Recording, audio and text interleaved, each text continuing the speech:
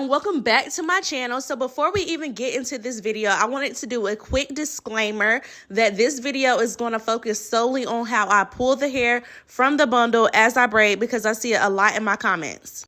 I will also link detailed videos of how I do my knotless braids in the description box, so let's get into it.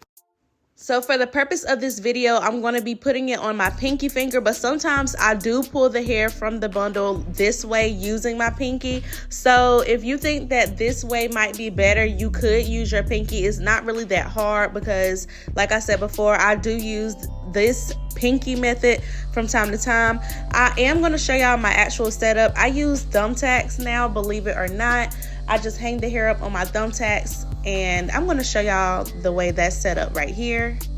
So if you ever see me recording and you're wondering how I'm pulling the hair, this is how. So to begin, I just like to pinch off little pieces so that the braid can be as flat as possible at the root. The smaller that you start off, the flatter your root will be, and your roots won't be bulky. You don't want a bulky root with the knotless braid because you want it to lay as flat as possible. So you can start off with flatter pieces. And with using the pinky method, basically all you have to do is just grab a little bit, and then for the remainder of the hair that's left, you just pull it with your pinky finger to hold it in place. Like I said, if you want to try to pull the hair from the bundle for the first time, you could try to use the pinky route, but normally I just pull it off using the thumbtack. But this is exactly what I mean when I say I pull the hair from the bundle. I don't do a setup with a braid rack. I'm not separating the hair 1,000 times to have to redo the braid racks each time. This is literally what I do, and it's really a time saver and it's a game changer. So I highly recommend that you try to just pull the hair from the bundle when you're doing the knotless braids, because this will save you time. If you use a braid rack, you're going to be taking out so much time filling that braid rack up every time it runs out. And then, yeah, it's just more work going that route.